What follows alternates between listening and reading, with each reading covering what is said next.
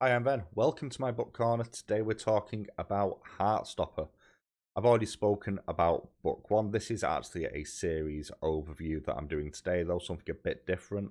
My review for book one will be in the top corner if you want to go and check that out. This does constitute part of my banned books read for this year. I'm using it as one entry, as four of the Heartstopper books are currently have some form of challenged or banned status in the US. We'll talk a little bit about when the books came out. We'll talk about the ban information before moving on to some of the overarching themes of these graphic novels. And then finally, we'll end by talking about the presentation and my final thoughts. So, starting off, Heartstopper, I believe, began as a webtoon and is still, webcomic, I should say, and is still available to view online. And the first book hit print in October of 2018. Following the success of that, Volume 2 hit in 2019, Volume 3 in 2020, Volume 4 in 2021, and Volume 5 came out in December of last year, 2023, with Volume 6 currently in the works by the author Alice Oseman. And this is basically the story of two primary characters, Charlie and Nick, as they're going through the back end of high school into college and university, and their sort of journeys of self-discovery and some of their trials and tribulations. So, what states, what areas have chosen to ban these? I'm going to pull the ban information, as always, from pen.org's list. I'm going to pull from two separate lists here. I'm going to pull from 2021 and 2022, and then 2022 into 2023. So we're going to start off with 2021 and 22, and you have bans on volumes 1, 2, and 3. They are all in Tennessee, and they're all in Collierville schools. Moving on to 2022 and 2023, you have Clay County School District in Florida with bans on volumes 1, 2, and 3. In Oregon, you've got Canby Public School District, again, bans on volumes 1 and 2 this time. Texas, in the Keller Independent School District, has bans on 1, 2, 3, and 4. In Utah, Heartstopper volumes 1, 2, 3, and 4 are all banned in the Granite School District. So, not as many bans as the previous books we've covered, but there are some, once again, some repeat offenders in here that we've seen on the previous two lists. And the main reason for the bans is LGBTQIA plus content. And also, I've seen claims of sexually explicit content as well. So, do those claims stand up? What is Heartstopper about?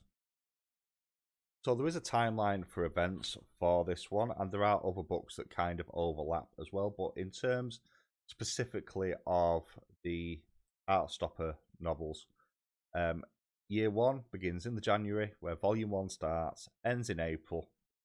Volume 2 covers April and May. And then Volume 3 runs May, June, and July before Volume 4 starts.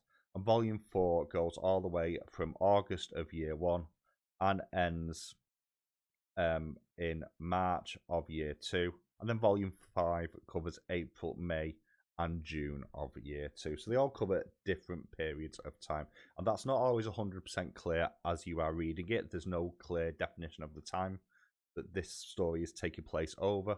Also, it's a deliberate choice. There's no set year when this is placed as well. And you can really split these books into personal journeys, and that is what this story is really about. This is a journey of self-discovery and self-expression in many regards, and also deals with some pretty heavy mental health topics as well. I've already spoken about mental health on the channel in my review for Flamer. That's at the top as well. I highly recommend people go and check that book out in particular. It's a really, really powerful book that is well worth your time reading. So, book 1 covers the basic character levels as we are introduced to Charlie and to Nick. And they both kind of fall into certain stereotypes. Charlie is very much the kind of nerdy kid. very introverted in many regards, very highly strung as well. Now, Charlie was outed as gay the previous year and suffered a great deal of bullying initially after it became clear that he was gay. And by the time the book starts, he's come to terms with who he is. The bullying has at least calmed down a little bit. And also, you have a friend group that he's found that he feels comfortable with as well. Nick, on the other hand, leans more towards almost like a jock stereotype with a heart of gold. And I say sort of because it's a stereotype that's not as prevalent in UK culture as you see, especially in US culture. School and academy sports are not as big a thing over here as they are in the US. You don't have these massive franchise deals that you have over there. However, Nick is a member of the rugby team and falls very much into the sports kids sort of group. He very much gives what you'd call golden Labrador energy. Very much a heart of gold, will do anything for anyone.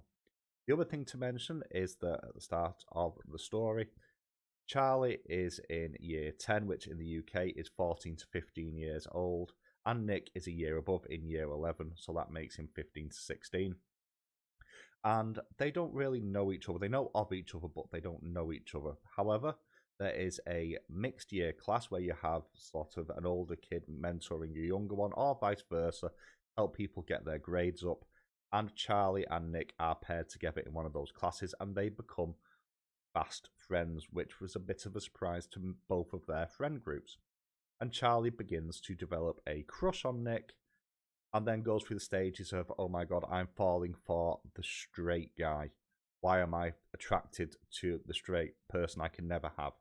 On the flip side, you have Nick, who, as the friendship develops, begins to realize that he begins to have feelings beyond friendship for Charlie, and it's his way of how does he deal with this. This comes to a head towards the end of the book, where they kiss, and then Nick kind of freaks out.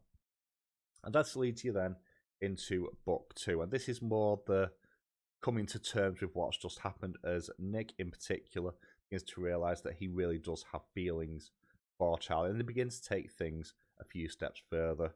Eventually, by the end of the books, actually dating, you have Nick sticking up for Charlie as well when he's been given a little bit of shit by some other students as well.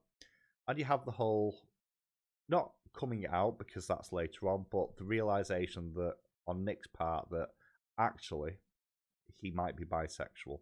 And you have the organic sort of growth of their relationship. And towards the end, you get the point of, how do I come out? Is it safe for me to come out? Because obviously, because of what happened with Charlie in the past, Nick is a little bit nervous about that.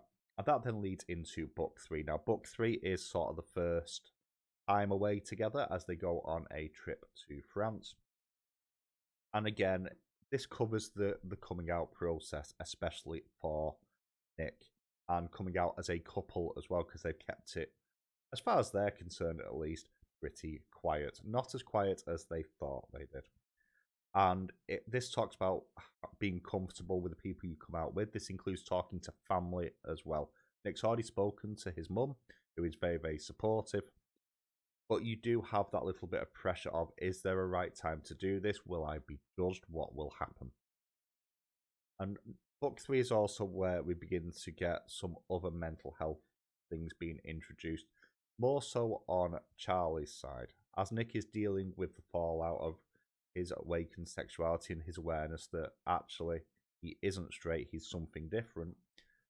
And then you have the fact of the battle for when is the right time to come out and how do I do it. On Charlie's side of things, we begin to see more of the stresses and strains that Charlie has been under, and he doesn't want to pressure Nick into coming out. He doesn't want him to feel uncomfortable, and you very much have a sense of trying to shield Nick from some of the pain that he went through and the stresses that starts to cause, especially as it's coming up to the exam period as well.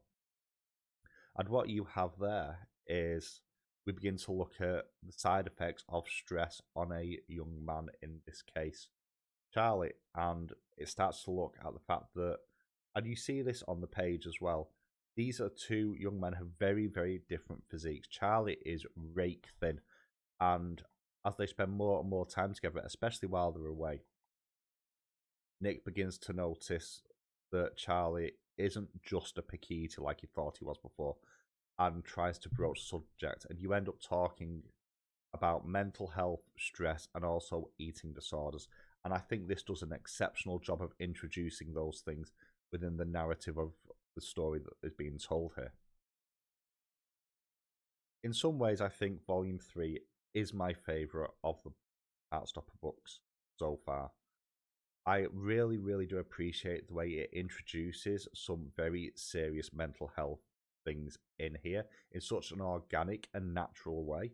And it shows the different ways that people can try and help and approach this, but because of how serious some of these things are, really difficult to do. And it also, again, looks at something that I spoke about in Flamer to do with the talking to people and how difficult it is for people to talk about mental health issues.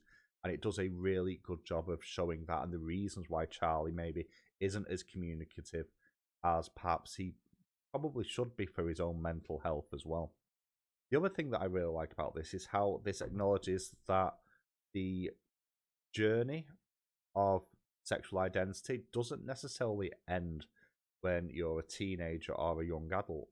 The two teachers that are present on the trip are both gay or possibly bi. It's not explicitly stated, but there's definitely same-sex attraction there for both of these characters. And there's a little comment about how they catch Charlie and Nick's kind of sneaking around and grabbing a kiss hidden in like an alcove near a vending machine. And the elder teacher of the two says it reminds him of when he was younger and what they used to do. And the younger one sort of laments the fact they never got to have that sort of teenage experience.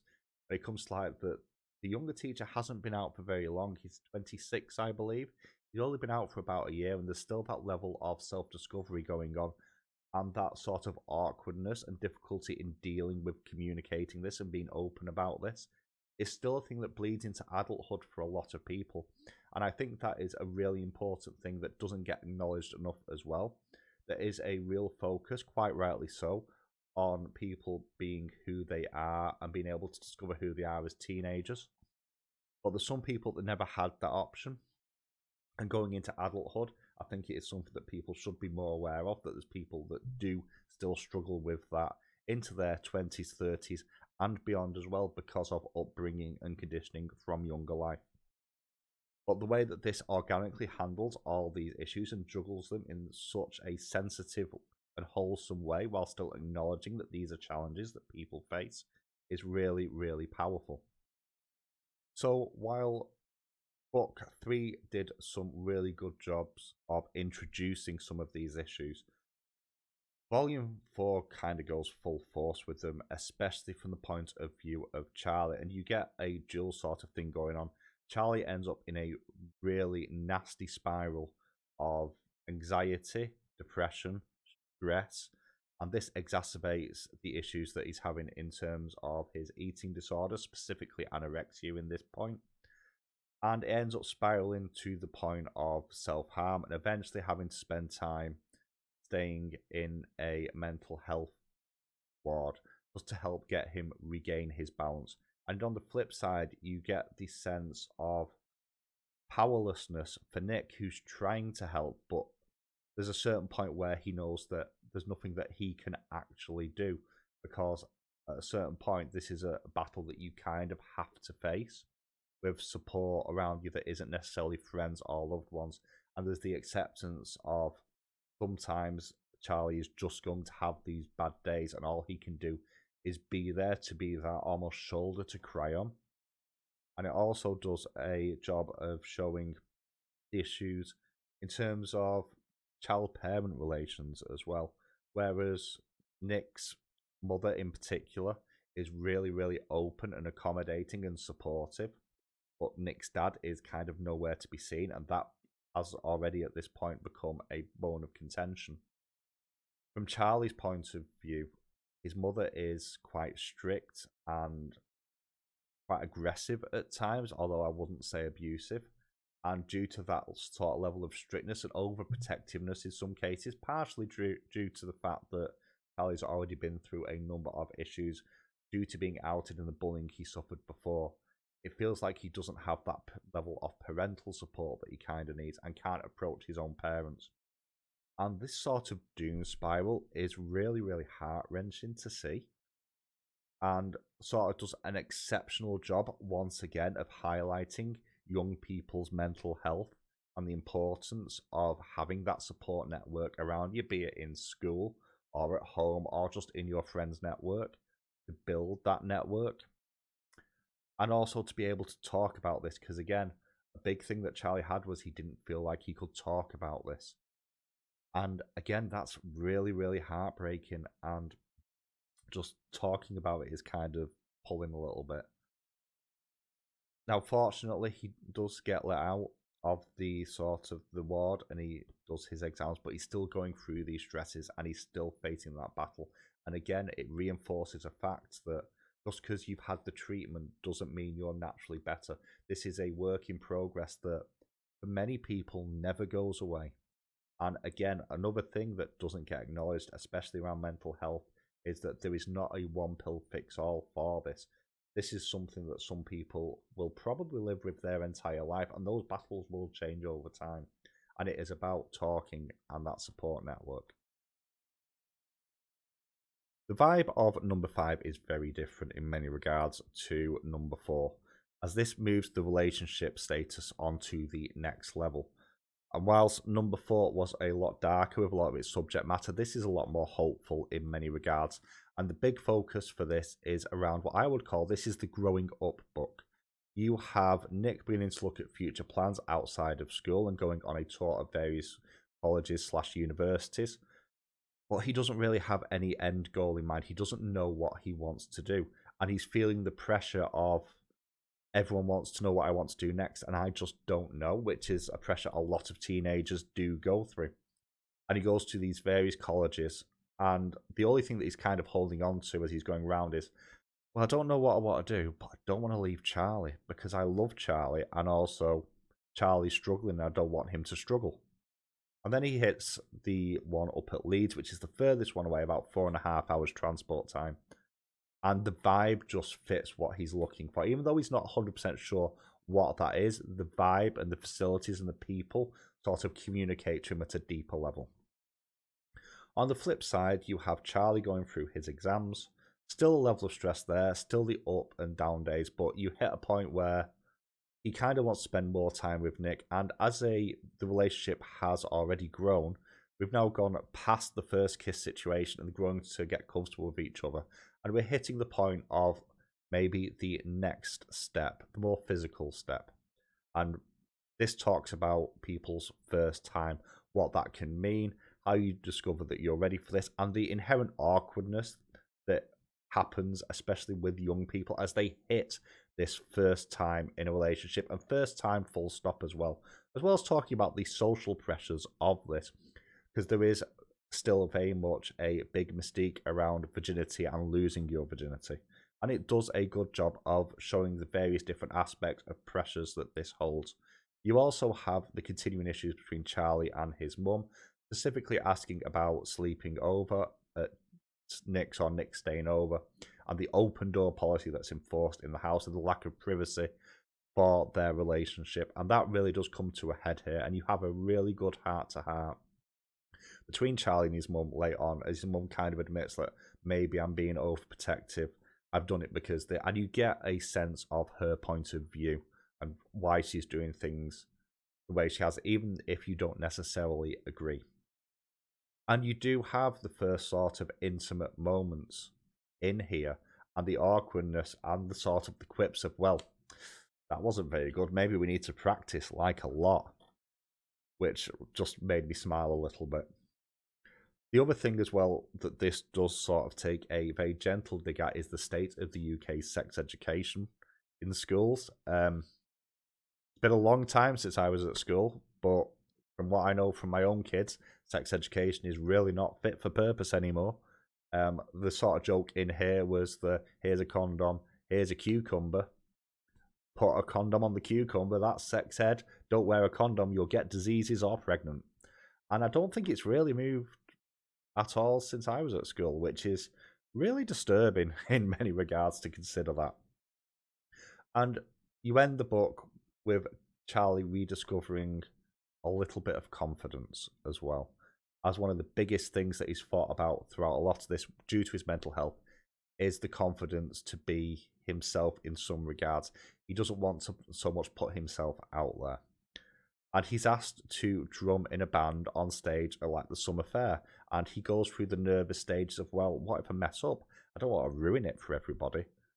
But he still manages to convince himself to do it with the thought that his family will be there to support him and Nick will be there as well. Now, Nick doesn't make it in time to catch the start of the performance because of travelling back and traffic, but he does make it and it goes well. And this really drives something else that happens in terms of Charlie as well, which is he's put forward as a possible candidate for head boy for the school. And his initial reaction is, well, why would I do that? And the teacher's response, and it's one of the teachers from the trip, the one that didn't come out until they were older, that said, look, I think you are a role model for a lot of young people in this school. I think you're so strong. I think you can really make a difference and be an amazing role model. And the book kind of leaves the fact where he actually goes, you know what? Actually, maybe I could do something because I don't think the support network is right for kids like me, and I want to change that. And that is actually a really powerful moment of confidence of actually I can make a difference, which I really, really like.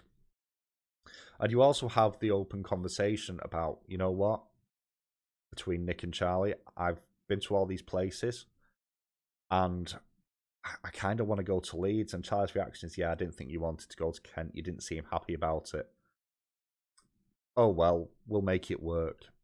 And that's where book 5 leaves. What I would say about all these books is there was a natural theme of growth here, be it growing into yourself as a person or growing into a relationship, and the pitfalls that come along the way. This book does not shy away from and does a very good job of foreshadowing and talking about various issues that teenagers in particular, but people of many ages face. It talks about mental health, which again is something I've already spoken about on the channel. It talks about the importance of support networks. It talks about gender and sexual identity and the pressures from society of things like coming out or losing your virginity. It talks about people's first time and the sort of mystique that's still built in around that and the sort of social pressures that are still very, very prevalent, especially around young people. And it does an outstanding job of covering all those things. But what is most impressive is how organic and natural it feels throughout. Nothing within any of these books feels like it's shoehorned in with any form of agenda. This is just a couple of normal boys going through their school life and discovering things as they go in a natural, organic way. And that is the biggest compliment that you can kind of throw at these books. This feels so genuine, and I have to salute Alice Oseman for achieving that sort of sense of natural growth, including the pitfalls. These books don't shy away from that. Life is difficult sometimes, and we don't have all the answers. But I absolutely adore these. To talk about the presentation, then, there's a few key things I want to mention here. The first thing is how natural the dialogue feels that's written throughout the book. It is really, really hard to write teenagers that feels authentic and not forced. And Osman does an outstanding job at capturing the general cadence that you do hear on a day-to-day basis with kids that age. The other thing as well is the art style is still relatively simple, but does an exceptional job of highlighting certain differences between the characters, especially in terms of the size dynamic between Nick and Charlie. And this does come into play when we talk about the eating disorders later on. But also it does a great job of catching the emotion of the characters despite its simple nature. And I actually think because of its simple nature, it elevates the storytelling because it doesn't try and detract anything from the themes that are being explored throughout the course of the novels. There are a few other things as well. Each book starts with a journal entry, which kind of recaps the previous one. And it's a journal entry, first of all, from Nick and also from Charlie. And they have clearly different writing styles, different fonts, different organisation even on the way they write the journals, which does a good job of continuing to reinforce their differing personalities. Also, at the end of the books, you have, for want of a better word, a yearbook. It's slightly different in book 5. In the previous books, it's got like the picture and like taglines underneath for what they like. Very much like a yearbook that you see in the US. It wasn't a thing when I was at school, and hasn't been a thing so far for any of my kids. So I don't know how prevalent that is in the UK at this moment in time. Also, book 5 does have the timeline, which the others did not have, which I really appreciate. And also, it has all the books have a sort of short story at the end, which covers a couple of the different characters, which does a good job of further fleshing out some of their journeys, be it Charlie's sister or the teachers or some of the best friends. Just these little bits of snippets that show a little bit of stuff that's going on beyond the main story of Charlie and Nick as well, which really does help make this feel even more organic than it already did. You can probably guess where I'm going with this one, but I think the best term to describe the bands for these is spurious. Yes, this has LGBTQ content, but it's just people. People aren't content, people are people. So, shouldn't be banned for that, first off. Anyway, in terms of explicit content, there isn't any. Unless you think kissing is explicit, or talking about things is explicit. There is no explicit material in here. Discussing sex education isn't explicit. Teenagers talking around the idea of sex but not about it directly is not explicit. These are conversations that teenagers have. And actually, in many regards, this is actually quite sanitized in that respect as well. I have heard far worse conversations on a regular basis as I come across high school kids on a daily basis due to my work. And this is nothing compared to what I hear on a daily basis. Just throwing that out there. The way that this introduces the heavier elements is exceptionally well done in a way that feels organic and natural. And this talks about some things, again, that are not talked about enough. Mental health, eating disorders, and societal pressures around things like sex and coming out are all within these books and are handled with a level of care that you don't often see. Also, as already mentioned, the actual writing of the dialogue does feel natural, if slightly toned down on what UK teenagers, at least where I live, often speak like. There isn't really any bad language in here, and where it is, does not feel shoehorned in any way, shape, or form. And that's the other thing that this does a really good job of as well. Nothing feels shoehorned or agendered in here. This feels natural, and that is the biggest compliment I can give to this. I don't know why I left it so long to pick these up. I'm really glad that I did do. I can't wait for number 6 to come out. For me, this is a must-read series for anyone, but especially for teenagers. You know, this is a wholesome, heartfelt, but unflinching view of mainly two people's sort of growing pains and growing into themselves and each other. And I really appreciate that. For me, I think book 3 is probably my favourite for how it begins to introduce some of the heavier elements with such a light hand. But overall, I think this is well worth a check out, and I hope you do check it out. I'd love to know what you think about this if you have read this. I know a number of you that watch the channel already have. Let me know in the comments below. I will catch you all very soon.